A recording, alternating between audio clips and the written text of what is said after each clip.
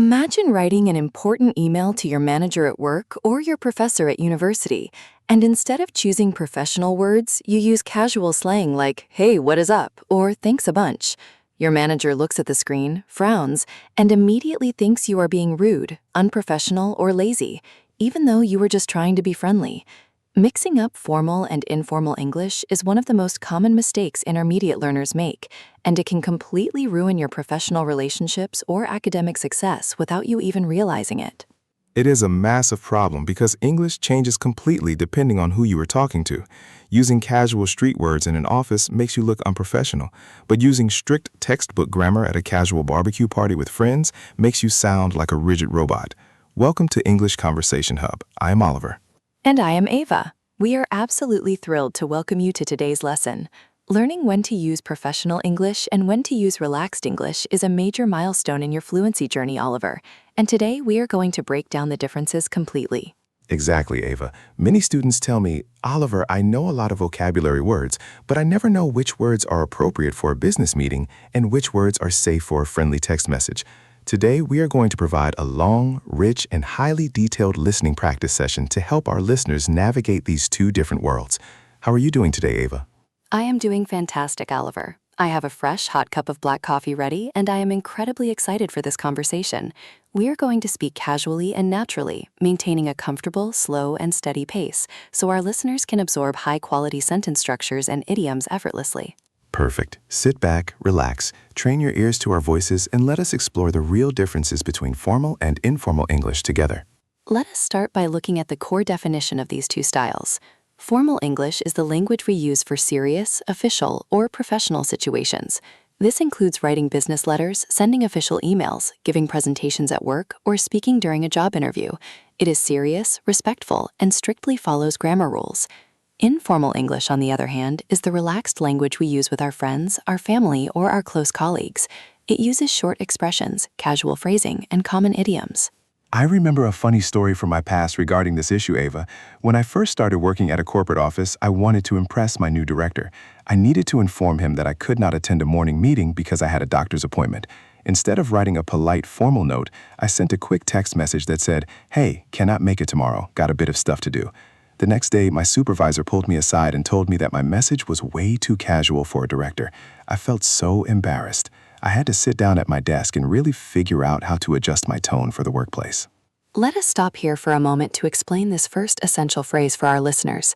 To figure out means to understand something, to solve a problem, or to discover an answer after spending time thinking about it deeply. An easy example sentence is, "I need to figure out how to format this business report correctly." It is a highly practical phrase that native speakers use multiple times every single day. Yes, so I had to figure out the right vocabulary. I learned that instead of saying, "Hey," I should write, "Dear Director."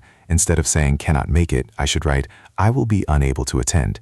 And instead of "Got a bit of stuff to do," I should write, "Due to a prior medical appointment." It sounds completely different, but it conveys the exact same basic information. It really does. Formal English often uses longer words or Latin-based verbs, while informal English uses shorter phrasal verbs.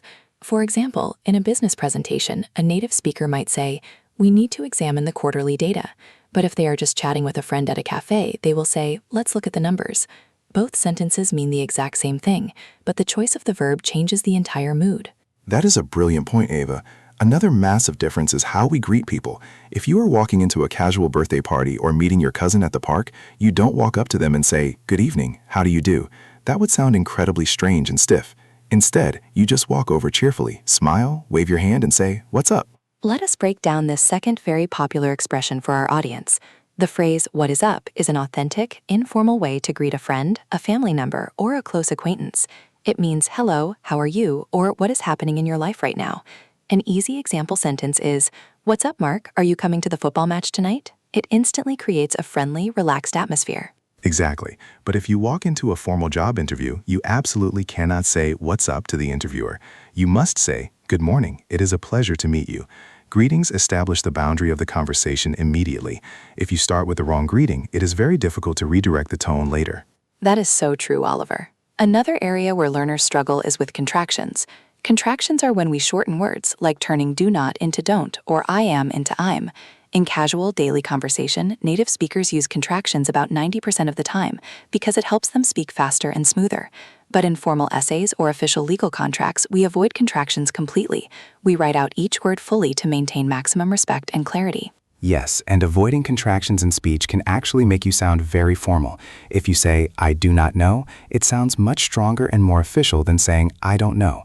Intermediate students need to practice both styles so they can switch between them fluidly depending on the environment. If a conversation at an office party moves very fast and you are only using stiff, formal book sentences, you will find yourself struggling to catch up with the natural flow of the social group. Let us explain this third crucial phrase, catch up.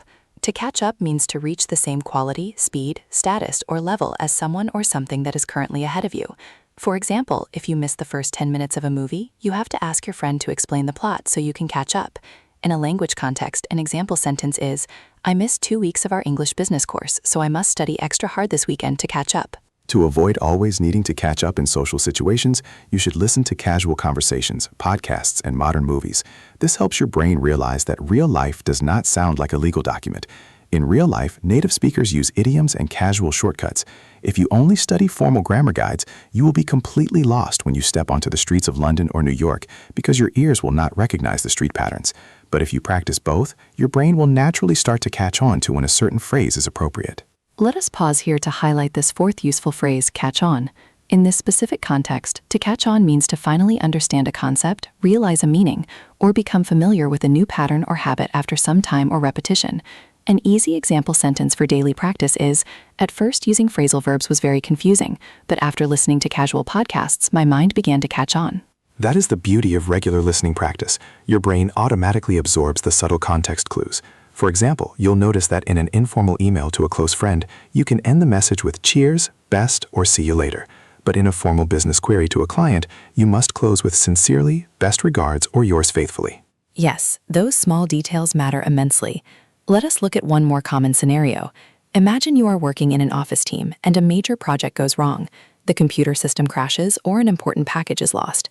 If you are reporting this problem directly to your company CEO, you should use formal, objective language. You might say, we are currently experiencing a technical issue with our server. But if you see your close coworker sitting at their desk looking completely stressed out, sighing loudly, or looking like they want to cry, you use a completely different, warm approach. You walk up to them gently and ask, what is the matter? Let us look at this fifth and final phrase, which is wonderful for checking on problems and showing emotional support. What is the matter is a compassionate, informal way to ask someone what specific problem is causing them sadness, frustration, worry, or physical discomfort. For example, if you see your child or your friend looking very unhappy, you can say, you look very sad today. What is the matter? It invites the person to share their concerns in a supportive environment. It is an excellent example of situational English. You use what is the matter with people you care about to offer a listening ear. In a formal report, you would describe the problem using objective facts and figures. Knowing how to balance these two sides of English is what makes you a truly sophisticated speaker. Exactly. Do not look at formal and informal English as two separate languages. They are just two different tools in your communication toolbox. One tool is for professional growth, and the other tool is for making deep personal friendships. Both tools are equally valuable. This has been such an engaging, deep, and highly detailed conversation, Oliver.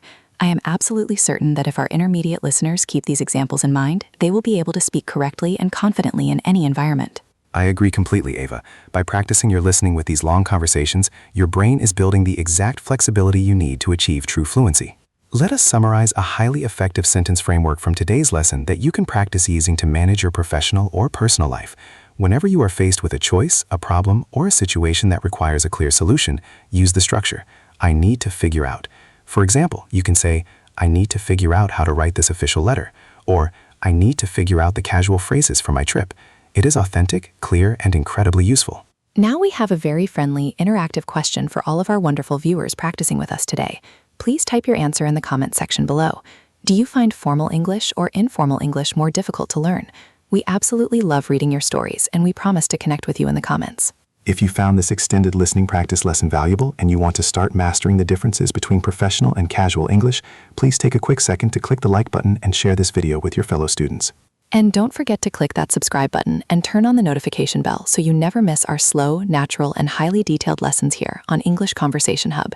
Thank you so much for your time, your focus, and your amazing dedication today. Keep practicing and have a beautiful day. Goodbye, everyone. Stay confident, keep learning, and we will see you in our next conversation.